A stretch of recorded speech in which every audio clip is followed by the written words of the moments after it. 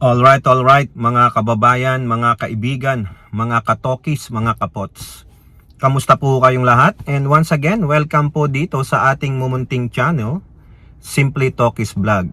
Tayo'y muling magbibigay ng maiksing komento, opinyon at reaksyon sa mga maiinit na usaping pang-politika sa ating bansa. Dalawang bagay po pag-usapan natin mga kababayan, Kasi meron po dyan mambabatas na miyembro po ng Committee on Justice at Vice Chairman pa yan ng committee, talaga pong matindi po ang kanyang pahayag tungkol sa tinatawag ng Makabayan Black na endorser nung second impeachment complaint laban kay Pangulong Bongbong Marcos, no? Itong Makabayan Black na ito gustong-gustong mapaalis ang Pangulo dahil sinasabi nila siya po ang pinaka-mastermind ng korupsyon sa buong bansa. At may tinatawag pa sila na parang programa ng Pangulo na ginamit di umano ng DPWH para po sa malawakang korupsyon at unahin ang mga kaalyado nito, no? Siguro lahat naman kayo alam na alam yung tinatawag na Makabayan Black na yan. Pero meron pong isang miyembro ng Committee on Justice at Vice Chairman na sila po ay pinagsabihan ng ganito. Pero bago yan, tayo po ay nakapula in support of our administration, the President Bongbong Marcos. Nagkataon lang na nakapula tayo. Okay, so sino po yung Vice Chairman ng Committee on Justice nung siya po ay nagbigay ng kanyang manifestation tungkol po dito sa sinasabing substance? Meron bang substance yung ikalawang impeachment na hiniain laban kay Pangulong Marcos nitong former Gabriela Party List Representative Lisa Masa with the endorsement of the Makabayan Black Representative? Sila rin yan Magkakampi ang mga yan, wala namang pinagkaiba yan Mga kritiko lang yan ng gobyerno, puro kritik, pambababoy, pangwawalang hiya, walang inayunan yan na proyekto ng gobyerno, kundi lahat po sa kanila, lahat ng gawain ng gobyerno masama, wala po silang nakikitang magandang ginawa ng gobyerno. O tulad na lang ito, ikaw, Representative Antonio Tinio ng ACT Teachers Party List. Nirelease na po ng DBM ang mahigit sa trilyong piso para po sa SRI ng mga guro, yung kanila pong incentives yan. Nirelease na po, yun na po yung kabuuan ng kanilang incentives na hinihingi ninyo. Pero wala tayong mapakinggan, mapanood na video na pagpapasalamat nitong ACT Teachers Party List Representative o ng mga guro.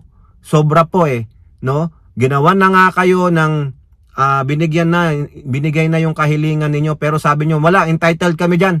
Hindi kami magpapasalamat. Napaka-ingrato, di ba? Ngayon, butata sila mga kababayan. Yung sinasabi nila na impeachable offense with substance yung kanilang impeachment complaint kasi ang Pangulo ang pinaka-mastermind ng corruption sa Pilipinas dahil sa ginawa nitong BBM parametrics para daw po sa DPWH. Ito daw po, itong metrics na to ay ginamit ng DPWH sa kautusan ng Pangulong Bongbong Marcos. Yan yung talagang formula paano makapagnakaw ang gobyernong ito. Pinaburan ng gobyernong ito ang mga kaalyado niya, tulad nung mga siyempre, tulad siguro si Martin Romualdez at iba pa para mas malaki yung budget para daw sa proyekto nila. Bakit daw sa isang lugar na ito mas malaki yung budget para sa infrastruktura? Bakit sa lugar na ito mas maliit ang budget para sa infrastruktura? Ngayon, sabi po ni Representative Pido, ano ba pangalan nun? Bido. Yung sa Ako Bicol Party List, correct me if I'm wrong na lang, no? Yung another representative ng Ako Bicol Party List, sinabi niya na yung complaint ng Makabayan Black, no, political critic lang. Political critic lang yon. Walang merit yung sinasabi nyong BBM. No? Kumbaga, nasaan yung ebidensya, ino-authenticate ng DPWH na sinabihan kayo ng Pangulo na gamitin nyo yan, ha? Gamitin nyo yan. Diba? In-instruct ba kayo ng Pangulo, gamitin nyo to. Ganito ang gawin ninyo sa mga lugar na mas malaki dapat dito. Sa Ilocos, mas malaki. Sa Tacloban, mas malaki. O sino pa yung mga kaalyado ng Pangulo? Kaya ang sabi ni Representative Bido, mga critic lang kayo. Political critic. Tama naman sila Puro sila mga kritiko lang Puro nega lang. O tapos yung sinasabi nyong amprobrang appropriation. Kayong mga congressman dyan Ha? Kayo ang nagre-request. Kayo ang may kapangyarihan. You have the power of the purse to remove the unprogrammed appropriations na anumang nakalagay sa National Expenditure Program na isinumiti sa inyo ng Pangulo. Diba? Kayo ang nagre-review. Sabi nyo, we have the power of the purse. So therefore, gawin ninyo yung power ninyo. Ngayon, nagkasundo ang mayorya sa inyo na dapat i-retain itong mga items na ito sa unprogrammed appropriation. Pinagkasunduan sa BICAM, may mga safeguards naman, pero hindi nga kayo kontento, kukunti lang kayo. Ang gusto nyo, yung sa inyo ang masunod, hindi nyo sinusunod yung desisyon ng mayorya, sisisihin nyo ang Pangulo. Nung hindi binito ng Pangulo, sisisihin ninyo. Nakita naman ng Pangulo, sinabi nung mga nasa BICAM, may safeguards po yung Pangulo. At hindi mo basta mailalabas ang pera na yan, maski na ikaw ay may power, kami pa rin. Kailangan ipaalam mo sa amin kung ilalabas mo tong pera na to. Wala pa nga yung budget na yan Diba? So ibig sabihin, political critic lang kayo. At wala pong Supreme Court decision na sinasabi na yung unprogrammed appropriations pala ay unconstitutional. Wala pa po kasi nasasala pa lang ng Supreme Court. Nagmamadali kasi kayong mag-file. Di lalong tinulungan nyo lang palang administrasyon ni Pangulong Marcos na hindi siya ma-impeach. Loko-loko kayo mali kayo sa timing.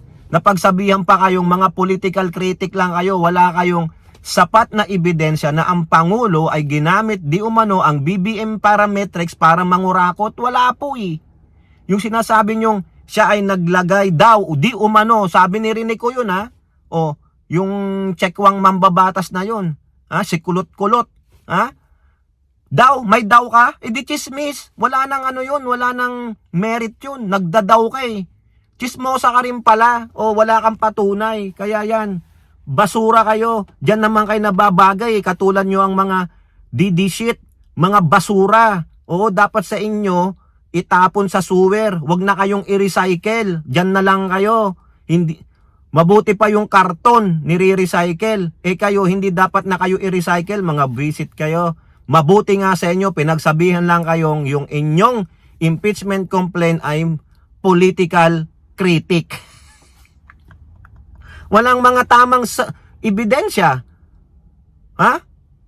Hindi authenticated. Di wala. Basura. Nagpasikat lang kayo. Talaga, mga dakila kayo Mga dakilang tanga. Mga dakilang pasaway. Ayan po kayo. Tapos sasabihin, patay na hustisya sa Pilipinas. Di kung patay na pala ang hustisya, dali na lang namin kayo sa ICC. Di ba? Visit. So wala na yan Talo kayo. Doon muna kayo sa kangkungan. Aasarin na lang namin kayo. Now, pasok naman tayo dito sa isang congressman. Itong si Meow Meow. Hindi po siya makakabalik ulit sa House of Representatives. No work, no pay. Even though hindi pa po napapasa yung bill na yan. Kasi in-extend po mga kababayan, yung suspension kay Congressman Meow Meow. Doon ka muna, mag-meow meow ka muna doon sa lungga mo. Di ba? Hindi ka naman magugutom Nandyan si mother, nepo baby. May pera yan, mga kababayan. Hindi magugutom yan. Di ba? Ngayon, sabi sa Ethics Committee ni Representative Abalos ng 4-piece party list, meron kaming substantial evidence na ikaw ay extend ang iyong suspension. Another suspension ng 60 days mga kababayan. Bakasyong grande ka muna. Punta ka muna ng Boracay o di kaya mag-around the world ka rin. Sa bagay, suspended ka naman. Kasi yung mga derogatory ng mga accusations niya at criminal, cyber libel na accusations, yun ang pinagbatayan. Yung sabihan ba naman niya si ultra-billionaire Enrique Razon na siya ang nagpopondo sa mga congressman para paboran yung mga dapat paboran. O tapos sinasabi niya yung NUP party na kasama siya dati ay tumanggap ng suhol. O ayun, 3 cyber libel case kaagad ang binanat sa'yo. Nako. O tapos inalipustan niya pa si late congressman, rest in peace po, Romeo Acop. O ginamit din po yun, biruin mo. Wala kang galang. Ayan ang hindi naturuan ng magandang asal eh. Bastos talaga eh. No? Kahiya-hiya ang magulang niyan, mga kababayan. No? Biruin mo, pati patay, alipustahin mo. Hindi naman na makakasagot sa iyo yun sa mga akusasyon mo, sa mga bira mo.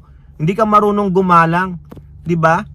Yung iba nga dyan, maski na yung mga gangster, mga mobster, mga leader ng mafia, pag namatay na, gumagalang pa yung mga kaaway nila eh. Ito wala talaga eh. Bastos talaga eh. Murahin yung magulang niyan, hindi marunong magpalaki ng anak. Bakit pa kasi iniluwal sa mundo? Dapat nilunok ka na lang ng nanay mo. Kaya tama po yan, no? Tama ang desisyon ng Ethics Committee. Biruin mo, 238 ang bumoto na kapwa mo mambabatas na ikaw ay patuloy na suspindihin. 10 lang ang kumampi sa'yo, siya mang abstain, yung walang pakialam.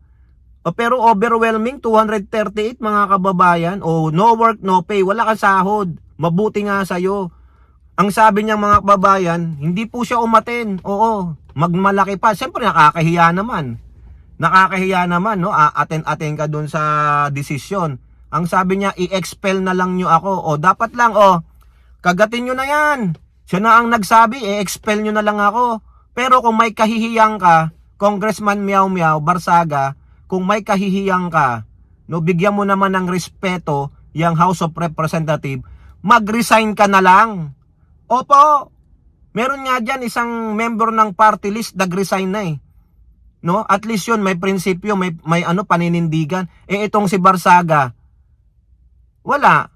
Kasi mapapahiya ka sa mga constituents mo. Biruin mo, binoto ka dyan, nilagay ka ng constituents mo na 4th District ng Cavite, yung mga taga-Dasma. Inaasahan ka na gagawa ka ng mabuti para sa kanila, para makapag laga ka ng mga proyekto sa distrito mo. Anong ginagawa mo? Puro pambabalahura, 'di ba? Ginagawa mo ba yung kagustuhan ng constituents mo? Wala. Basura ka, isa kang basura. Buti nga sa'yo.